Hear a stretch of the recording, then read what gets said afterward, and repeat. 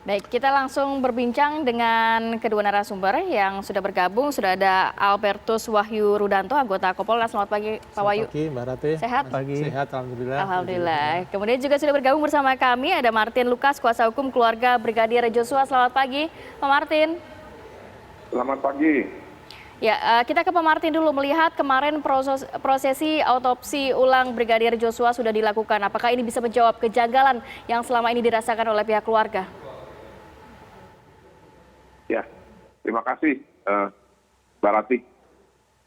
Saya yakin hasil dari otopsi nanti ya, yang menurut timeline-nya akan dibuka kepada publik sekitar 2 atau 4 minggu ke depan, itu bisa menjadi satu temuan baru sekaligus menjadi alat bukti berdasarkan keterangan ahli forensik yang bisa membuat perkara ini menjadi semakin jelas. Ya, sebagaimana hasil otopsi yang sudah sebagian dikumpulkan oleh rekan-rekan yang terdiri dari beberapa unsur kedokteran, ya ada 7 kemarin.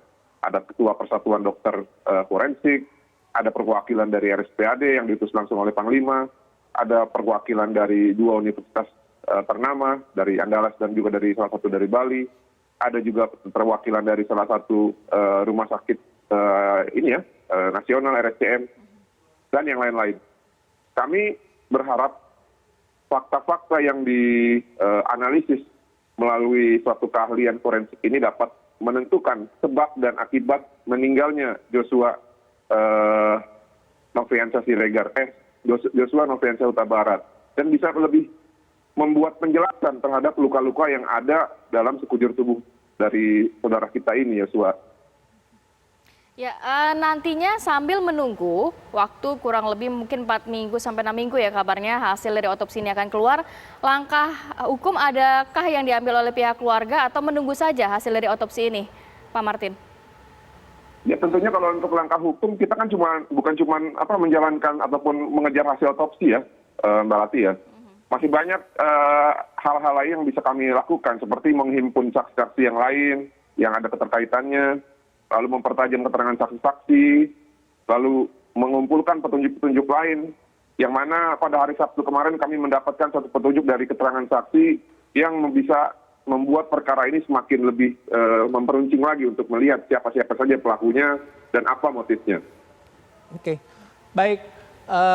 Saya langsung ke Pak Wahyu. Pak Wahyu, kita melihat bahwa otopsi ulang kemarin ini mendapatkan concern ya, perhatian dari banyak pihak banget gitu. Nah, apakah mulai dari titik ini artinya teka-teki terhadap kematian Brigadir J juga akan terkuak secara transparan dan juga akuntabel? Terima kasih Mas Bayu, Mbak Rati.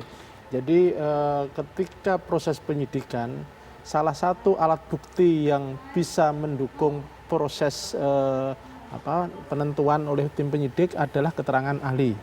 Nah, dalam hal ini salah satunya adalah karena ini kasus ada pembunuhan dan sebagainya, maka saksi ahli dari ahli forensik. Yeah. Nah, ketika pertama kali ahli melakukan pemeriksaan, ternyata ada reaksi publik yang negatif, yang skeptis, yang menilai kejanggalan. Di otopsi pertama ya? Yang pertama. Nah, itulah kemudian dinamika ini muncul termasuk permintaan dari kuasa hukum dan sebagainya, masyarakat.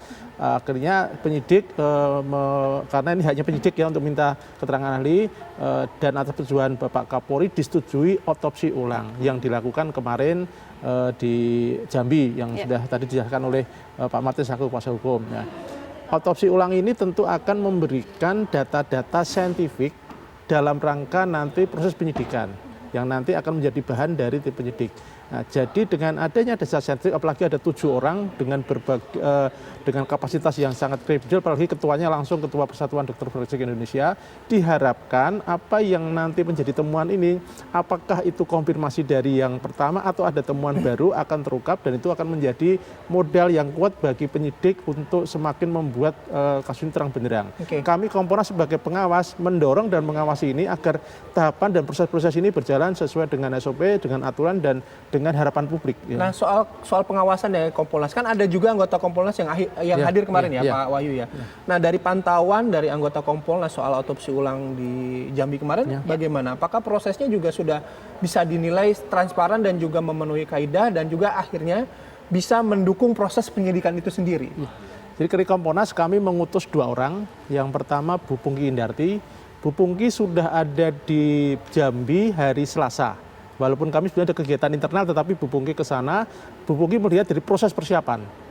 Jadi mulai persiapan bagaimana dokter itu walaupun tidak tahu teknis, tetapi sebagai pengawas kita lihat semua tahapannya, semua yang dilakukan oleh dokter, mulai diskusi tahapan sampai kemudian meminta untuk pihak poslen itu diperlebar agar luas, kemudian cek ke rumah sakit dilakukan oleh Bu Pungki. Lalu kemarin ketika proses otopsi, kami Kompolnas diberi akses langsung untuk melihat proses itu. Walaupun bukan ahlinya, hanya melihat saja, tetapi penjelasan Bu Pungki bahwa apa yang dilihat secara kasat mata itu dari reaksi para gestur dari para ahli forensik, kemudian diskusinya menunjukkan independen dan serius. Sehingga kami melihat itu nanti kejanggalan atau kalau toh ada akan kami catat. Kemudian kemarin sore Pak Beni Mamoto menyusul ke sana dengan harapan setelah proses ini kan jam 4 sudah libur kembali. Lalu sore pasti ada banyak pertemuan. Kita bisa intens termasuk mendalami keluarga bagaimana responnya sebagainya, sehingga ini kedua beliau itu masih ada di mungkin Pak Beni masih ada di sana semua. Oke, Kompolnas hadir di sana. Saya mau langsung ke Bang Martin lagi. Bang Martin, untuk perwakilan keluarga bagaimana kemarin di proses otopsi ulang? Apakah juga mengirimkan perwakilannya atau diwakili kuasa hukum saja? Ya, oke. Ini menarik ya tadi statementnya Pak Albert. Jadi gini, saya akan mulai dari sempat ada skeptikal dari publik terkait prosesi awal otopsi. Saya sebagai warga awam, kita tidak usah berbicara advokat lah. Ketika ada keterangan dari seorang saksi yang mengatakan bahwa prosesi di awal tidak transparan dalam artian hanya disodorkan tanda tangan, tidak boleh melihat, tentunya orang yang memiliki common sense akan meragukan hasilnya. Terlepas mungkin itu benar atau tidak ya, kita belum bisa buktikan karena sampai saat ini Polri pun belum pernah membuka hasilnya kecuali kepada Kompolnas. Yang kepada kami pun waktu digelar di awal walaupun kami menolak kan bisa saja dipaparkan. Tapi mereka lebih memilih mendengarkan kami dan menindaklanjuti. Lalu yang kedua, tadi Pak Albert bilang bahwa Kompolnas diberikan akses. Wah, luar biasa, padahal bukan polisi ya. Walaupun komisi polisi, kami tidak diberikan akses. Nah ini kami curiga ada pilih kasih juga dan diskriminasi terhadap penegak hukum yang lain gitu. Padahal kami ini kan sebenarnya caturwangsa penegak hukum juga. Kami penegak hukum berdasarkan Undang-Undang 18 tahun 2003. Baik. Nah, yang ketiga, kami memang sehari sebelum dilakukannya ekshumasi, ya, kami ada rapat dengan para dokter forensik ini dan memang disepakati bahwa perwakilan dari keluarga dan penasihat hukum kami menunjuk 2 orang ahli medis atau dokter. Dan mereka pun memang mengikuti prosesi otopsi pada saat ekshumasi tersebut, namun hanya bisa sebagai pemantau, melakukan pencatatan, ya sama lah kurang lebih seperti Komnas HAM. Cuman ini yang kami pertanyakan mengapa Komnas HAM boleh padahal bukan ahlinya, sedangkan kami harus diwakili oleh orang yang mengerti tentang medis. Baik, baik. Mungkin bisa dijawab Pak Albert, terima kasih. Pak Wahyu, kenapa pihak keluarga tidak diperkenankan masuk ke dalam, dan hanya boleh ya? perwakilan saja? Ini apa ada pilih kasih atau bagaimana Pak Wahyu? Gini, kalau soal keluarga boleh atau tidak, saya kira silahkan ditanyakan ke tim dokter forensik SOP-nya bagaimana. Tetapi ketika ditanyakan mengapa Kompolnas diberi akses, kami itu oleh undang-undang memang diberi kewenangan sebagai pengawas internal Polri, pertama itu. Kemudian dalam kasus ini Polri melibatkan tadinya 2 lembaga, ya kami kan lembaga yang dilantik oleh Presiden, Komnas HAM dan Kompolnas, tetapi Komnas HAM memilih untuk tidak masuk di tim ini tetapi melakukan sendiri. Dan kami bisa memahami itu karena memang Komnas HAM mempunyai sesuai undang-undang kewenangan penyelidikan. Sehingga Komnas HAM bisa memanggil orang. Kami Kompolnas tidak bisa manggil, kami hanya bisa klarifikasi. Karena kami terlibat di dalam, maka mungkin saya luruskan Pak Martin, akses yang diberikan ke kami itu bukan berarti kami ikut terlibat langsung, tapi kami bisa mengawasi, tahap kami bisa ikut dan sebagainya, sehingga segala hal yang dalam catatan kami ada yang perlu kami konfirmasi, kami klarifikasi, kami bisa langsung. Itu posisi kami di situ.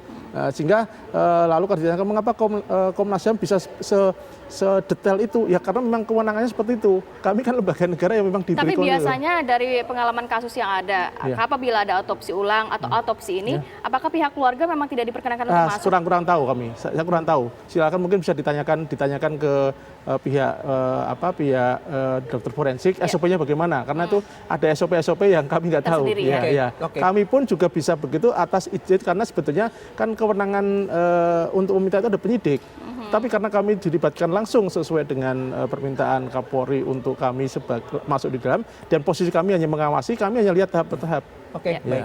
Nanti juga saya mau nanya ke Pak Wahyu, bagaimana Kompolnas menilai bila ya, saya tidak mau suzon juga, tapi bila misalnya dalam proses otopsi tersebut ada sesuatu yang di luar SOP, meskipun tadi Pak Wahyu juga menyebutkan, meskipun kan Kompolnas bukan ahlinya nih, datang ke sana bukan sesuai dengan ahlinya, hanya memantau. Nah, bagaimana melihat misalnya ada sesuatu yang salah atau yang tidak, ya?